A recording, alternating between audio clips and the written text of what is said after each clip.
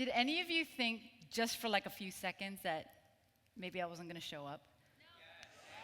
No? No? You thought I was just doing that for a dramatic effect? Yeah. I heard a couple of yeses. Some of you thought maybe I went to the bathroom. Maybe I just took off. I was mortified that I lost that game, so I just ran away. But it was kind of a long wait, right? Did any of you feel a little awkward? It might have been a little awkward. And then when I came up here and I just stood here, I didn't say anything. It's not probably not what you expected, right? Like, this is night 3. Like, usually the speaker for the night would come out and be like, CIY, how you feeling, right? And then, because it's night 3, you guys would be like, yeah, I'm feeling good, I'm excited, I want to hear a really good message, and you'd be all hype, right? Like, the speaker should come out and get you all energized and get you excited about tonight, and the speaker might even pull out like a gift card and say, who likes free stuff, right?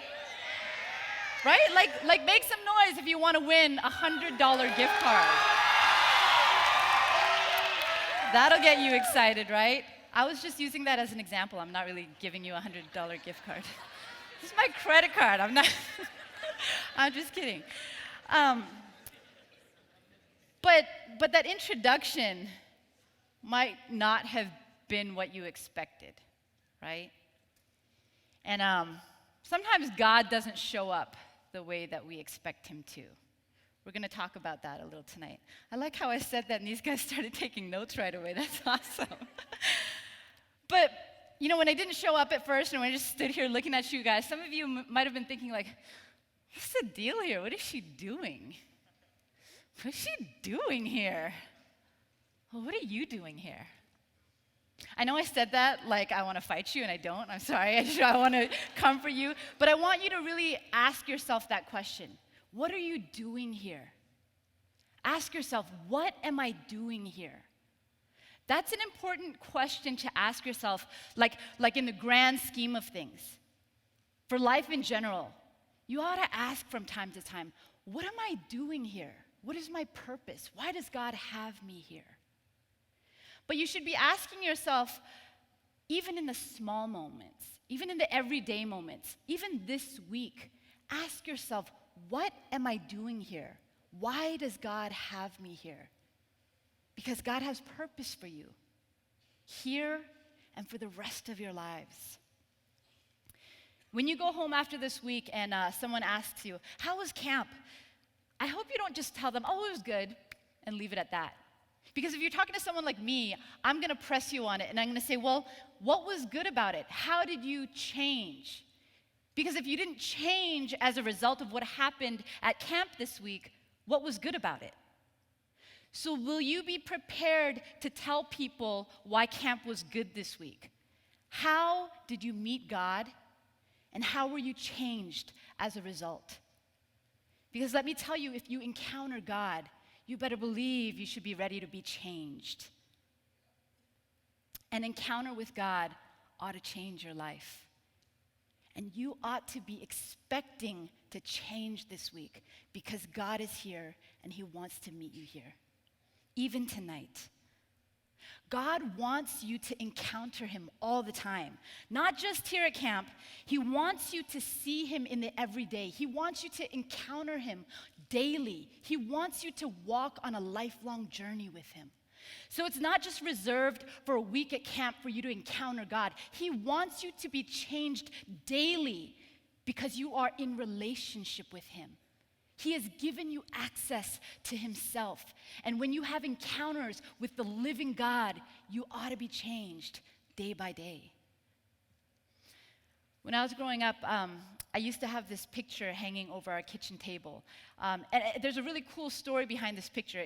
The story goes that there was this Chinese photographer who had heard a little bit about Jesus, but didn't know too much. But he was searching his heart. And what he didn't realize was that he was praying to like an unknown God. He was saying, God, I've heard about Jesus, but God, will you show yourself to me? If Jesus is real, will you show yourself to me? He started praying this prayer. And he was a photographer, so he was taking pictures of snow one day, and when he went into his developing room, an amazing thing happened. He was developing a picture that he took of snow melting. And when he brought it up out of the water, he realized that the snow had melted into an image of the face of Jesus. So even in this picture, he had this powerful encounter with God, and he was changed forever because of it. Now that picture hung on our wall above our kitchen table, and this was the line that was written underneath it. It said, "Jesus is the unseen guest at every meal, the silent listener to every conversation." That's kind of creepy, isn't it? Like, it used to scare me. Like, at least at the dinner table, I should make sure that I don't say anything bad, right? But in all seriousness, Jesus really is always with us. He wants you to know that he is with you to the very end of the age. Those were his famous last words. He wants you to know that he'll never leave you, he'll never abandon you, he'll never fail you. But what we have to do is we have to learn how to fine-tune our ears to his voice. Because many times he's speaking, but oftentimes we miss it. Sometimes we're distracted. Sometimes we don't recognize when God is speaking. So there's this daily discipline that we have to engage in to fine-tune our ears to the voice of God. And sometimes that's simply just opening up the scriptures and learning to know his voice through the word. But sometimes in those moments, we start to doubt when we're distracted or when God doesn't show up the way that we expect him to. Sometimes there's awkward silences. Sometimes God takes longer than we want him to answer us. And again, sometimes there's times where we're just plain distracted or even deceived. And it's in those moments where sometimes we start wandering off to places that God doesn't lead us to go. Surprisingly, that's what happened to Elijah. Now, as we've been following the story of Elijah, we've seen him just in these last 2 chapters go through this amazing journey with God. His life is a miraculous story of seeing God show up over and over again, right? God says, go to the brook, and then ravens come and feed him his food. God says, go stay with this widow who has a diminishing supply of flour and oil, but trust in me, and I will provide your every need. So God provides for his needs, right? And then God tells him to go to Mount Carmel, and God doesn't only show up, he shows out. And I don't know if somebody's already used this line, but God invented the line, "It's lit," right? God showed up in an amazing way, and he shows up and he shows out to what, the gods, the prophets of Baal, they thought that he was the God of rain and thunder, and God rains on their parade, and he shows them what the true and mighty and powerful God can really do. And he sends rain when Elijah prays for rain, right? So over and over again, we see God show up in these amazing ways. And Elijah has been on this journey with God. And yet, even Elijah missed it sometimes.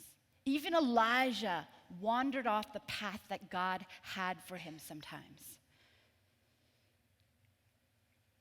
Elijah, the great and mighty prophet, he went from glory to doom in what seemed like an instant.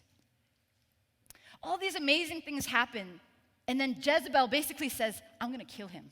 And Elijah goes from this guy who's talking trash at Mount Carmel, super confident in God, almost to the point that he's cocky, right? Like he's saying to the guys, shout louder, dance harder, y'all. Do the hokey pokey, put your back into it, right? He's saying, hey guys, maybe your God just has his phone on airplane mode. Call him again. He's taunting them because he's so confident that those are false gods and his God is the one true God. Life was awesome and amazing, and he was living in power in one moment. And then in the next, life seemed not even worth living anymore. Now, I know it sounds like I'm poking fun at Elijah, but actually I get strangely encouraged by this episode in his life. Because not many of us have had the experiences that Elijah has had. Like, how many of us have beat out 850 false prophets on a mountain in front of crowds of people, right? How many of us have prayed that rain would come and a downpour of rain comes just at our prayers after 3.5 years of drought? Not many of us have had the God-sized encounters that Elijah has had, but I bet most of us have had at least a few discouraging days. And so Elijah becomes really relatable to me in this episode. Some of you might be here tonight and you might even resonate with Elijah when he says, you know what? I just want to lay down and not even wake up anymore. And I want to pause here for a second because this is really serious. And I love that we highlighted the testimony of this brother who was open about his depression. Because this is an epidemic here in America. And there's so much shame attached to mental health issues, to depression. But I want you to hear this tonight. If you've been struggling with thoughts of taking your own life and you've had those days where you feel like you don't want to live anymore, please do not suffer in isolation. Please know that you have a community of believers here that are a gift to you. And please talk to your leaders. If you've never opened up to somebody about it, please don't leave this week without telling somebody about it. Please. God has a plan for you. He made you in his image. He loves you, and he has purpose for you. So please don't listen to the lies of the enemy that says that life is not worth living anymore. But as we can see, even in the life of a great prophet like Elijah, there are voices competing for your attention. Over and over again, God communicates to Elijah, I got you. You need food? I got you. You need a place to stay? I got you. You need me to send rain? I got you. But in an instance, Jezebel says, I'm going to get you. And Elijah gets discouraged. There's competing voices that are going to come at you. And even though God will over and over and over again tell you, I got you, sometimes the voice of the enemy sounds a lot louder and scarier, and we pay too much attention to those voices. Elijah gets scared, he gets discouraged, and he gets to a place where he feels so hopeless and alone that he wants to die. So where he's at emotionally parallels where he finds himself physically. He retreats into a cave. How did he get there? He literally has this mountaintop experience, and he has this amazing victory, and then he finds himself holed up in a cave, feeling defeated, scared, by himself. How did the great prophet Elijah end up hiding in a cave? Have any of you ever ended up somewhere where you weren't supposed to be? Maybe you were young, maybe you were a child and you just innocently got lost. Like you weren't trying to be bad or anything, you just lost track of where your mom was in a crowd and you got lost. Or maybe you didn't hear when your mom said, okay, time to move on, let's go, and then you got lost, right? Or maybe you're like me and you got tired of waiting for your parents, so you took off on your own and you ended up getting lost. You know, I must have been only about 4 years old, maybe almost 5, but I know that I was still in preschool. And I remember this because in the mornings, my grandmother would walk with me to preschool. My grandmother had just moved from South Korea to Canada to live with us, and she would go off to English class while I went to preschool, and we would walk together every day. I was 4, so I didn't really have to do anything to get ready. My grandma got me ready. And so as I was waiting for my grandma to get ready, I got impatient. I wanted to hurry up and leave. So I did, by myself.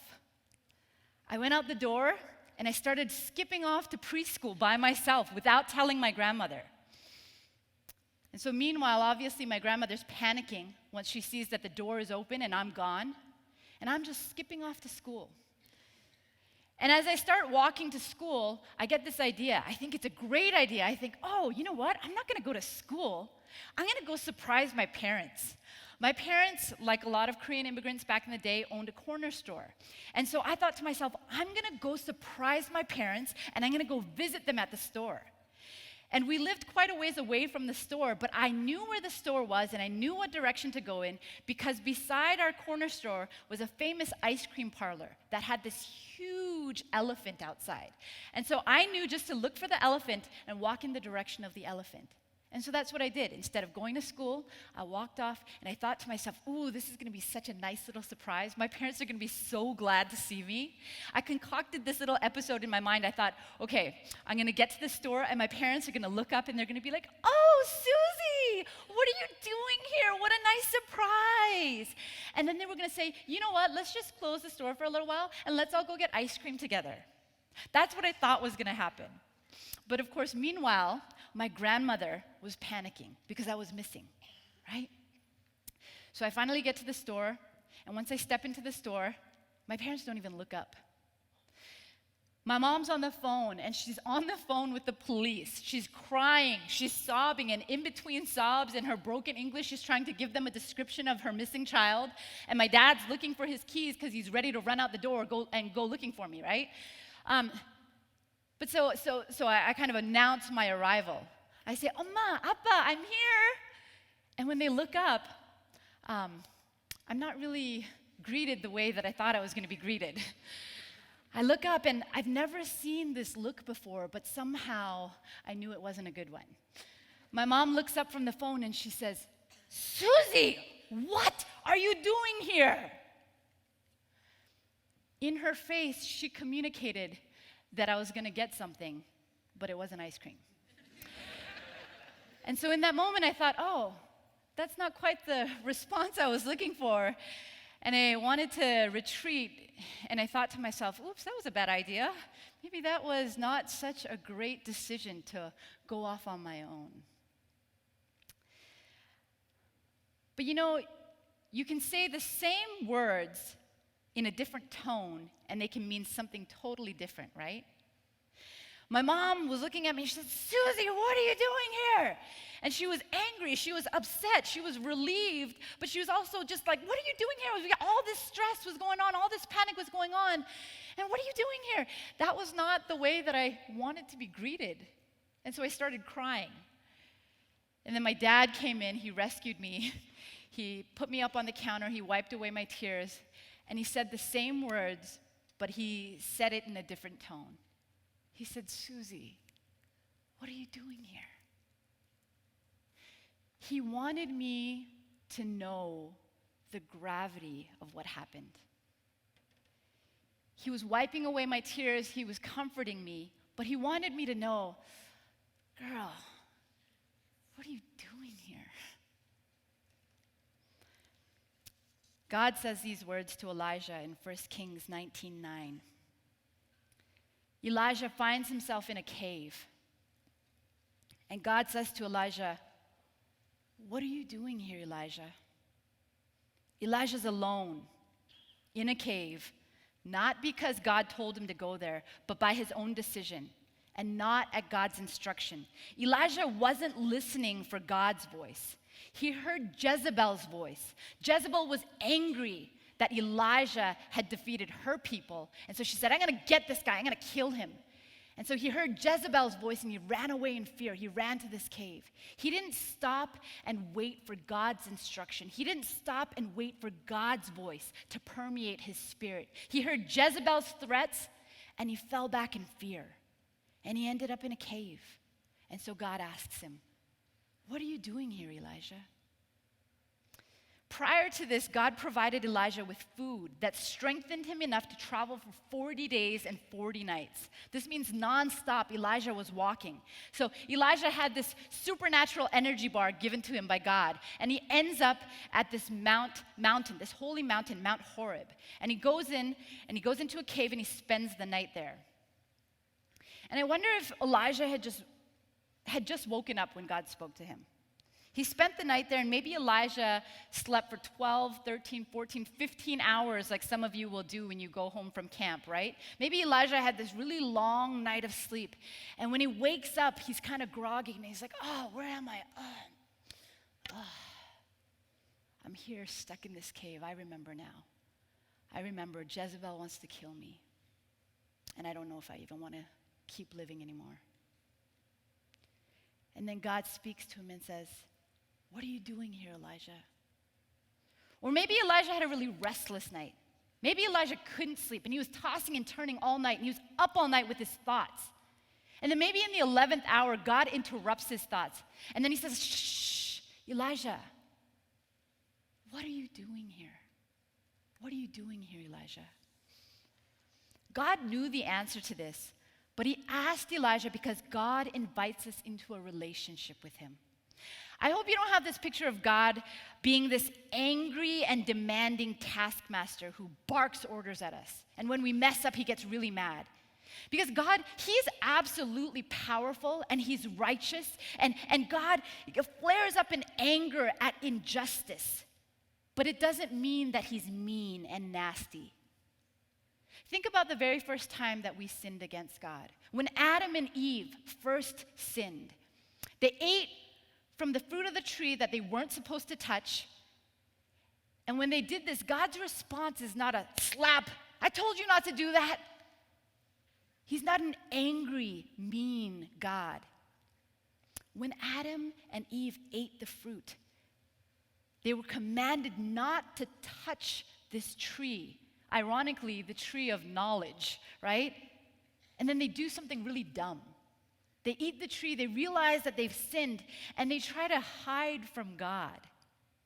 The creator of the universe, the one that created them, the one that knows everything, that is ever present and is everywhere, they thought that they could hide from him. And yet in Genesis 3:9, it says, the Lord God called out to the man, where are you? God knew where Adam and Eve were, but he asks, where are you? And he asked this because he wanted a response. He wants relationship with us. So Adam responds to God. Adam says, I heard you in the garden and I was afraid because I was naked, so I hid. Adam needed to confess. He needed to have this conversation with God. He needed to acknowledge his sin and recognize that sin was not what God wanted for him. Hear this. There was a consequence for their sin. But while they were banished from the garden, they were not banished from God. They were banished from the garden, but they were not banished from God. Because even still, even though they messed up, God wanted relationship with them. So when you are in sin, your natural response is to hide from God. When Elijah was in step with God, when he was doing what he was supposed to be doing, when he heard from God and moved as God told him to move, he was functioning in abundance and in power. He was living the life that he was supposed to live. But as soon as he started listening to someone else's voice, he ran away in fear, and it caused him to hide. It caused him to live apart from what God really wanted him to live out. And wish as he might, even to die, God did not leave him. God did not stop pursuing Elijah. God did not stop caring for him. So instead, God comes to him and he says, what are you doing here, Elijah? Just a few verses before this, Elijah was running away, complaining, and even praying that he would die. But God wasn't angry at him for this. He let him rest. He provided food for him. And then he meets him in this cave. And he says, what are you doing here, Elijah? And just like Adam, Elijah tries to give an explanation. This is what Elijah says in response to God's question, what are you doing here? He says, I've been very zealous for you, God. The Israelites have rejected your covenant. They've broken down your altars and put your prophets to death. Death with a sword. I'm the only one left. And now they're trying to kill me too. God, I've been faithful to you. All these other guys have not been faithful to you. They have dishonored you, disobeyed you, and the ones that have been trying to be faithful to you, they all got killed. And now I'm here alone, and they're trying to take my life too. He's expressing his lament, his complaint, his anger, his frustration to God. Everyone else is dead, and I'm about to die too, God. God didn't rebuke Elijah and call him a crybaby. He didn't tell him that he was wrong to be all up in his feelings. This brother on the video said, oh, because boys aren't supposed to cry, right? That's a lie. God allows Elijah to be up in his feelings. He allows Elijah to give his complaint before him and say, this is why I'm angry. This is why I'm frustrated. This is why it's hard. And earlier in the chapter, when God provided the food for Elijah, he said, you know what? The journey is too much for you. He says, the journey is too much for you. And that's why I'm here with you right now. Have you ever heard the saying, it's almost like a cheer. To be enthusiastic, you gotta act enthusiastic. To be enthusiastic, you gotta act enthusiastic. So sometimes at camp, you'll try to rile up kids. You'll be like, to be enthusiastic, you gotta act enthusiastic. To be enthusiastic, you gotta act enthusiastic. We're not gonna break it out into two right now, sorry. but I wanna make this parallel here. To be full of faith, sometimes you gotta act in faith. To be full of faith, you got to take steps of faith. And this is what Elijah needed to do. He wasn't feeling like he wanted to be obedient to God. He wasn't feeling like he wanted to go where God was calling him to go. But you know what? Elijah had a lot of experience following after God and being obedient to God. So in this moment, it's almost like God is cheering him on. He's saying, okay, Elijah, I'm meeting with you right now. Tell me, what is it that you're frustrated about? What are you doing here, Elijah? I'm inviting you into a conversation with me. Tell me. And God's prompting him into action. Because you know what he says after this? Elijah expresses his complaint to God, and then God says, all right, go.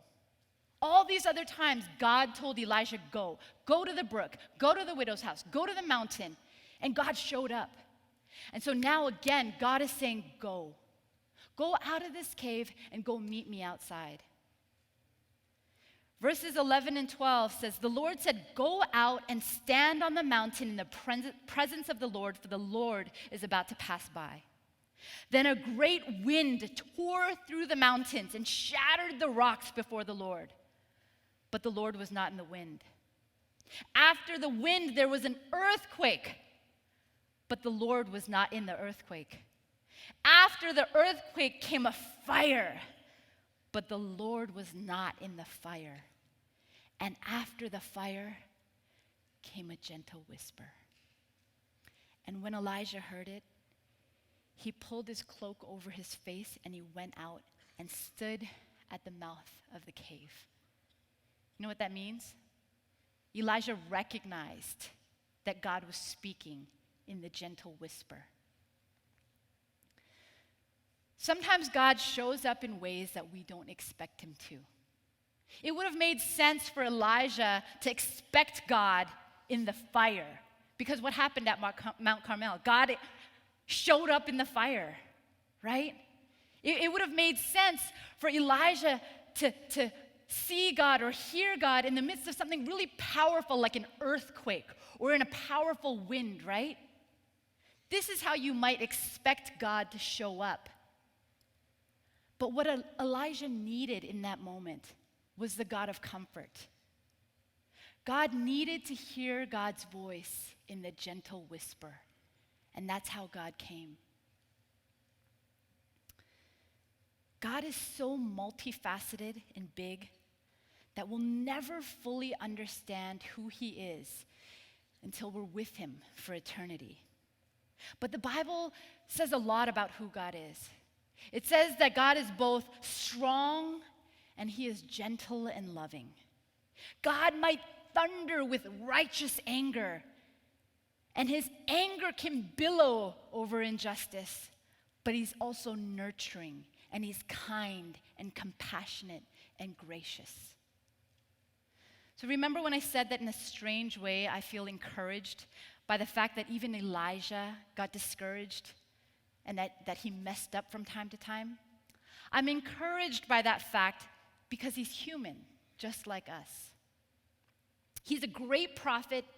He's a great man of prayer. He did many things in the name of the Lord, but he still got discouraged.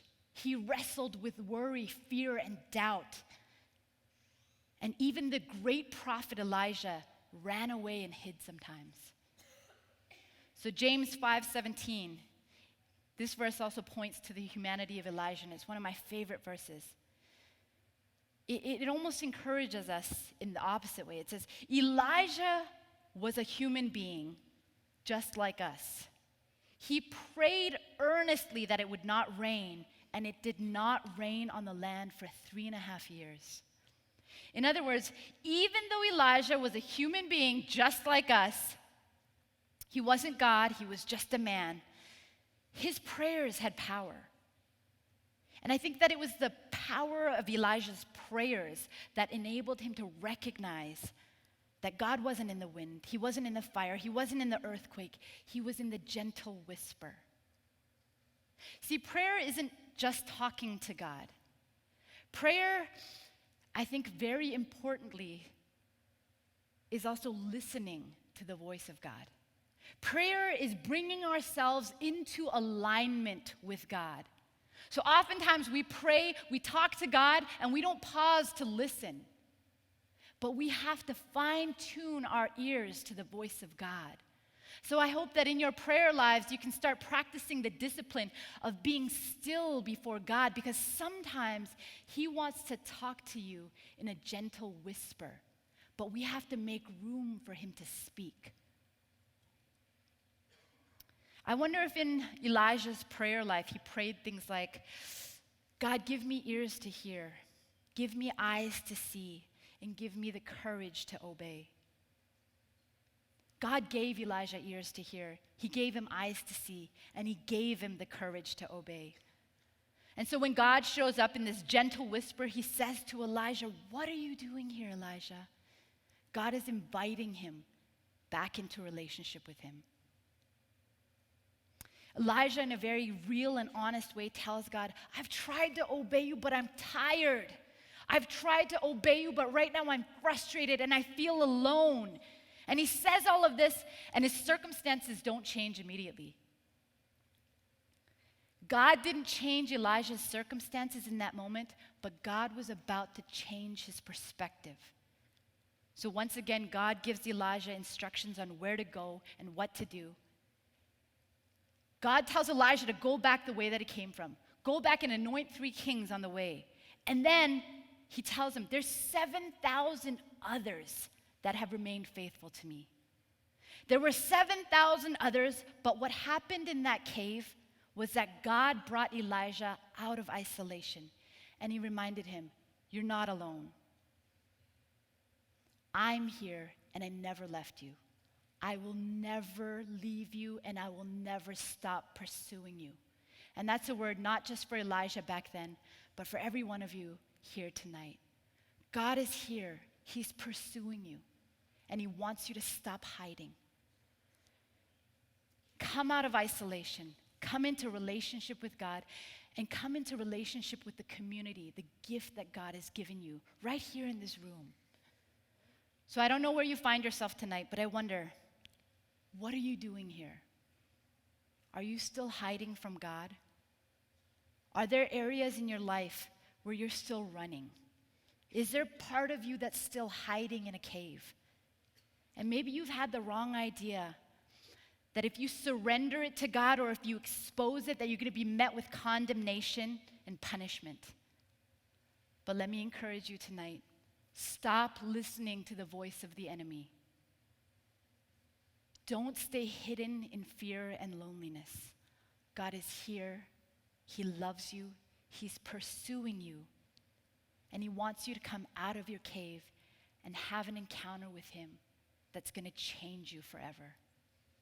Can I pray for you?